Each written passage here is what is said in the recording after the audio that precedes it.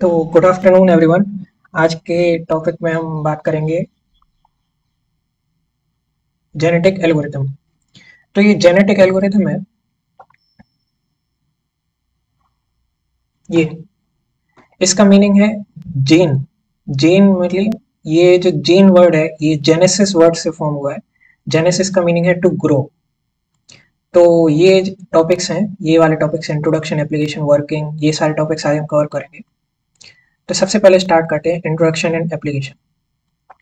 तो genetic algorithm को देखेंगे तो कोई आपसे पूछेगा कि जेनेटिक एल्गोरिथम है क्या।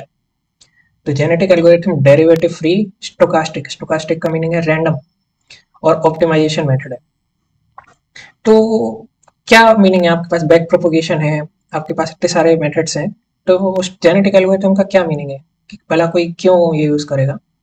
तो बैक प्रोपोगेशन में नॉन कंटिन्यूअस जो रहते हैं, ये डिस्क्रीट और नॉन कंटिन्यूअस प्रॉब्लम रहते हैं, वो सॉल्व नहीं होते। उनको सॉल्व करने के लिए छोटे छोटे पार्ट्स को डिवाइड करके आप इसको सॉल्व करते हो। तो जेनेटिक एल्गोरिथम जो है डेरिवेटिव फ्री है, ये सबसे पहला पॉइंट है और ये सबसे इंपॉर्टेंट है। सेकंड पॉइंट क्या है, ये स्टोकास्टिक है। स्टोकास्टिक मतलब रैंडम प्रोसेस है। रैंडम प्रोसेसेस का मीनिंग है कि इसमें लोकल मिनिमा, ये लोकल मिनिमा जो रहता है, मतलब ये आपका एक क्लिफ टाइप की है, और आप यहाँ से एक और आपको ये आप ग्रेडियंट डिसेंट भी, यहाँ से आप नीचे नीचे नीचे जाते हो डाउन हिल, और फिर यहाँ पे आप लोकल मिनिमम स्टक करते हो, और फिर आप जानते हो कि यहाँ से आप एक और बार जाओगे डाउन हिल, तो ये वाला जो है ज़्यादा ऑप्टिमल होगा, लेकिन ये वाला अपन का जो मेथड है ग्रेडियंट डिसेंट वाला, ये वाला चूज करता है। तो इसका मीनिंग है कि जैसे आप ग्रेडियंट डिसेंट से स्लोली स्लोली वेट को डिक्रीज करते हो और ये वाले पॉइंट पर जाते हो, और आप एक और पॉइंट देखते हो कि ये वाला पॉइंट जो है ये ज़्यादा ऑप्टिमल है और ये वाला लेस ऑप्टिमल है। तो ये जेनेटिक एल्गोरिथम इस प्रॉब्लम को सॉल्व करता है कि लोकल मिनिमम वाली कंडीशन है, उसको सॉल्व करने में ज़्यादा बेनिफिट रहता है। ऑप्टिमाइजेशन मेथड से, अगर आपने लीनियर प्रोग्रामिंग या फिर एसवीएम की वीडियोस देखी हैं तो आपको पता होगा ऑप्टिमाइजेशन जो है एल्गोरिथम डेटा स्ट्रक्चर्स में, कोड शेफ या फिर जितने भी प्रोग्रामिंग कॉन्टेस्ट होते हैं उनमें ज़्यादा हेल्पफुल रहता है। ऑप्टिमाइजेशन करता क्या है, कोई फंक्शन को मैक्सिमाइज या मिनिमाइज करने की कोशिश करता है। तो ठीक है, ये मैक्सिमाइज मिनिमाइज करने के लिए स्टोकास्टिक मतलब रैंडम, कई सारे प्रोसेसेस हैं तो उनको रैंडमली सॉल्व करने के लिए जेनेटिक एल्गोरिथम का यूज होता है। और ये डेरिवेटिव फ्री है, मतलब इसमें जो है फंक्शन के डेरिवेशन से फ्रीडम रहता है। ठीक है, तो जेनेटिक एल्गोरिथम जो है जीए मतलब जेनेटिक एल्गोरिथम, ये किस पे बेस्ड है, ये नेचुरल सिलेक्शन, मतलब जो नेचर में इवोल्यूशन होता है कि सिलेक्शन, क्रॉसओवर, म्यूटेशन होता है, उस पे बेस्ड है। इसको किसने किया था, जॉन होलैंड ने इसको बनाया था। ये पैरेलल मतलब जो कॉन्करेंसी होती है मशीन्स में, उनके लिए भी यूज होता है, और कंटिन्यूस और डिस्क्रीट ऑप्टिमाइजेशन प्रॉब्लम को भी हेल्प करता है। न्यूरल नेटवर्क्स में भी इसका यूज होता है। तो वर्किंग, कि कोई आपसे पूछेगा कि जेनेटिक एल्गोरिथम क्या है तो आप बताओगे कि stochastic derivative free optimization method है।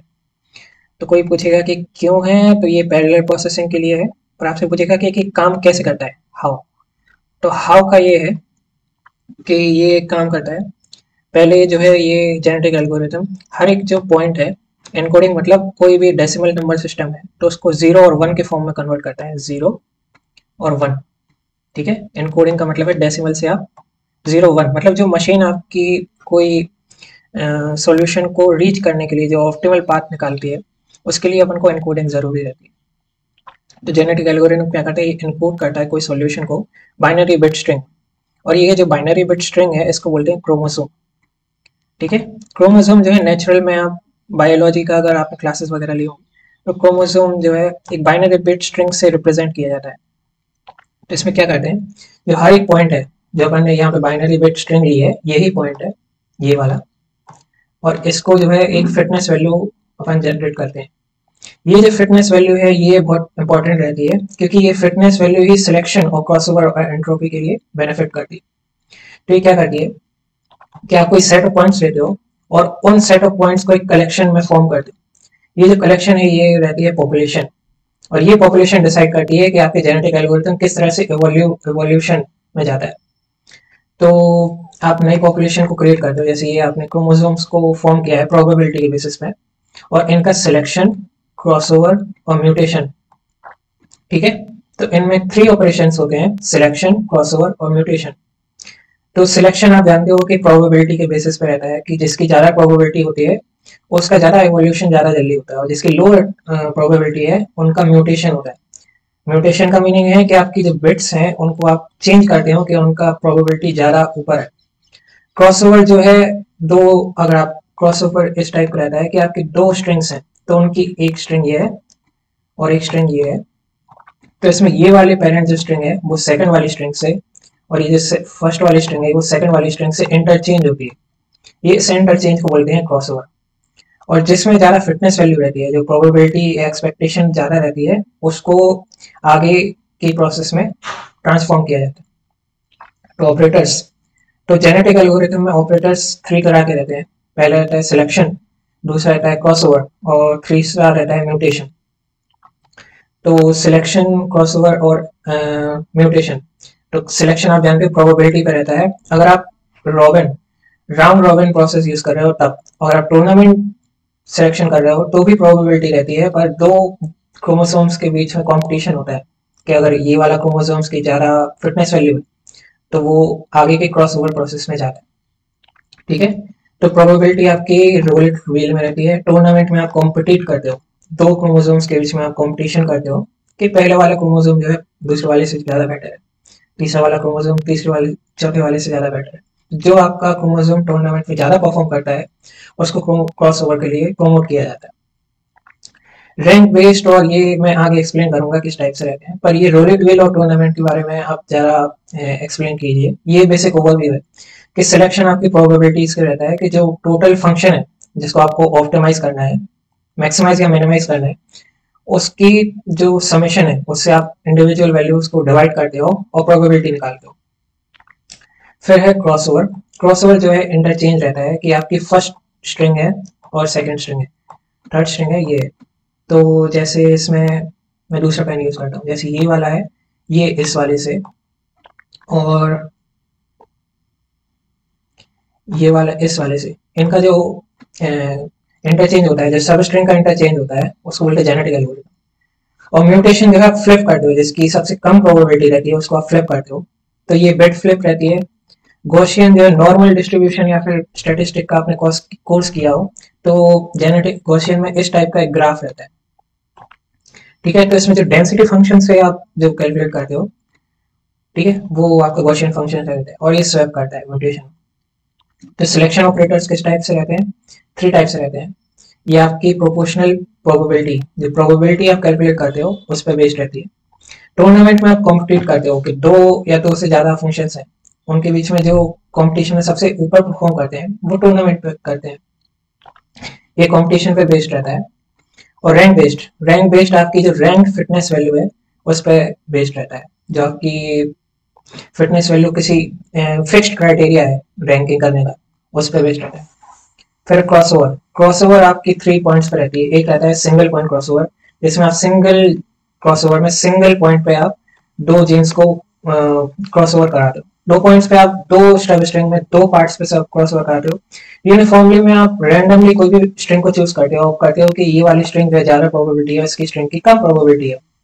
जिसकी कम प्रोबेबिलिटी है उसके आप म्यूटेशन में स्ट्रिंग को बिट फ्लिप करते हो गॉसियन से या फिर कोई भी अलग मेथड से आप म्यूटेशन कराते हो जिससे स्ट्रिंग बेटर परफॉर्म करे, बेटर ऑप्टिमाइज हो। तो म्यूटेशन किस टाइप से होते हैं? पहला रहता है आपके बिट फ्लिप, मतलब आप हर एक बिट्स को चेंज कराते हो कि उसका बेटर परफॉर्म करे, बेटर ऑप्टिमाइज हो फंक्शन, उसके लिए आप बिट को फ्लिप कराते हो जिसकी लो प्रोबेबिलिटी रहती है। गॉसियन में आप एक रैंडम नॉइस करते हो जिससे जीन्स बेटर परफॉर्म करे। ठीक है, जीन्स गॉसियन फंक्शन हमेशा नॉर्मल डिस्ट्रीब्यूशन फंक्शन रहता है, और ये रैंडम नॉइस जो है किसी रियल वैल्यू जीन्स को बेटर परफॉर्म करने के लिए रहती है। स्वैप में आप जो है क्रॉसओवर से मिलता जुलता एक ऑपरेशन परफॉर्म करते हो कि परम्यूटेशन, मतलब आप जो स्ट्रिंग की जो बिट्स हैं उनको आप चेंज करते हो और हर एक जो आपके कॉम्बिनेशन आते हैं उनकी पोजीशन को चेंज करते हो कि आपको बेटर स्ट्रिंग की फिटनेस वैल्यू इवैल्यूएट। तो फर्स्ट स्टेप क्या है? पहले आप पॉपुलेशन को जनरलाइज करोगे प्रोबेबिलिटी के ऊपर या फिटनेस वैल्यू के ऊपर, या रैंक बेस्ड के ऊपर भी आप फिटनेस वैल्यू को इवैल्यूएट कर सकते हो। पहले आप सिलेक्शन में आप चूज करोगे कि जो बेटर परफॉर्मिंग पेरेंट है उनको आप सिलेक्ट करोगे और उन पर म्यूटेशन परफॉर्म करोगे। जब आपने सिलेक्शन कर लिया, सिलेक्शन के बाद क्रॉसओवर भी हो सकता है। जो आपके बेटर परफॉर्मिंग या बेटर फिटनेस वाली वैल्यू है, उनको आप कंबाइन करते हो और म्यूटेशन परफॉर्म करते हो। अगर इनमें कोई स्टॉपिंग क्राइटेरिया आपने डाला है कि मेरे को इस पर्टिकुलर वैल्यू के बाद मैक्सिमाइज नहीं करना है, इस वैल्यू के बाद मिनिमाइज नहीं करना है, अगर करना नहीं है तो फिर अपन एंड करते हैं, नहीं तो फिर कंटिन्यू रहता है स्टेप। तो फर्स्ट स्टेप है कि फिटनेस क्या है। कोई आपसे पूछेगा कि फिटनेस वैल्यू कैसे वैल्यूएट रहती है, तो ये आपकी ऑब्जेक्टिव फंक्शन पे बेस्ड रहती है। ऑब्जेक्टिव फंक्शन जो है मैं आगे एक्सप्लेन करूंगा। अगर आपने लीनियर प्रोग्रामिंग का कोर्स किया है तो लीनियर प्रोग्रामिंग में ऑब्जेक्टिव फंक्शन कोई फंक्शन को मैक्सिमाइज या मिनिमाइज करने के लिए है। ये मिजुतानी की बुक है।